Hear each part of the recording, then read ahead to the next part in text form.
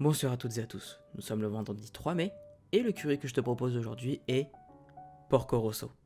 C'était pendant la guerre, le dernier été. On volait en patrouille au-dessus de l'Adriatique, en direction d'Istria, parce que le sale boulot, c'est toujours pour les mêmes.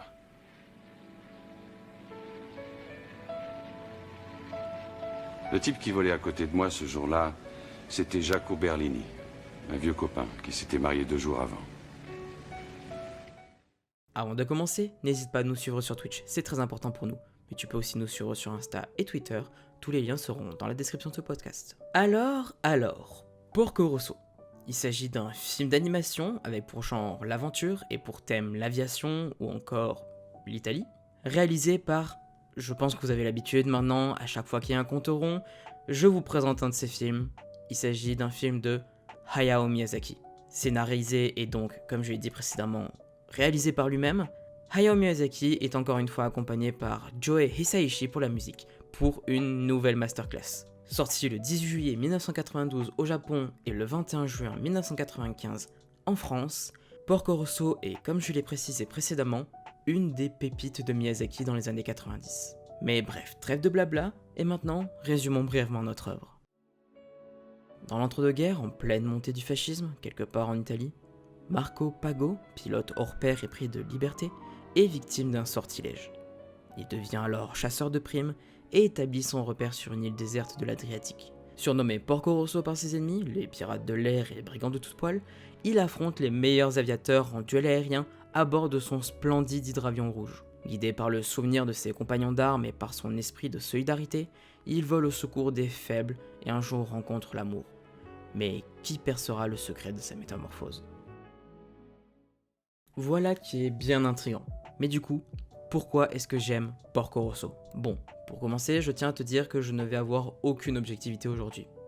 Comme les autres fois en fait. Mais bon, tout particulièrement aujourd'hui car Porco Rosso est aux côtés du château ambulant et de mon voisin Totoro, un de mes Ghibli préférés. Ceci est dû dans un premier temps au doublage, j'y reviendrai après, mais c'est surtout dû à la beauté du film et de son histoire. Je m'explique. Déjà, oui, le film est fichtrement beau, que ce soit visuellement ou musicalement, mais c'est sans surprise puisqu'il s'agit d'une nouvelle masterclass signée par les deux génies que sont Miyazaki et Hisaishi. Mais c'est sans oublier l'histoire qui a une profondeur toute particulière, puisque ici, nous faisons face à un récit contenant une malédiction. Alors, c'est assez classique tu me diras, mais dans cette histoire, le sort n'est pas infligé par une personne extérieure comme c'est le cas pour Sophie dans le château ambulant. Ici, c'est le personnage principal lui-même qui se maudit, car il estime ne pas mériter le fait d'être en vie alors que ses compagnons sont tombés au combat. Je trouve ça d'une grande beauté d'âme, car il pourrait vivre tranquillement, dans la gloire d'être un héros de guerre, mais il préfère rester dans l'ombre et rendre hommage à ses amis. Pour finir, j'aimerais donc parler du doublage qui est vraiment de grande qualité.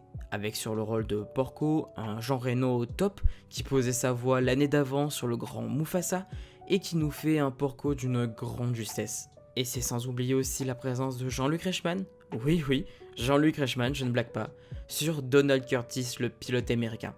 De prime abord, quand je te dis ça, soit tu es trop jeune et tu te demandes qui c'est, soit tu connais bien la personne et tu te demandes qu'est-ce qu'elle peut bien faire ici. Eh bien, il faut savoir qu'avant de présenter les 12 coups de midi, ou bien à l'époque s'occuper de la partie matin sur RFM, eh bien Jean-Luc Reichmann était surtout une voix, que ce soit pour les jeux vidéo ou bien pour des jeux TV. Et oui, à l'époque, il n'était pas devant la caméra, c'était lui la voix qu'on entendait en fond dans des jeux à la télé. Pour conclure, fonce regarder Porco Rosso. C'est une des plus belles pépites de Ghibli à mes yeux, et je pense que tu ne seras pas déçu. Pour retrouver Porco Rosso, tu peux le retrouver donc en DVD en boutique, ou bien actuellement sur Netflix.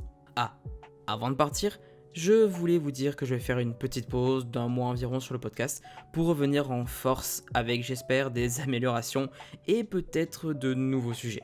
Et voilà, tu sais maintenant quoi voir et ou revoir durant les 2 prochaines semaines et même le prochain mois en fait. Et moi maintenant, je n'ai plus qu'une chose à vous dire, ciao.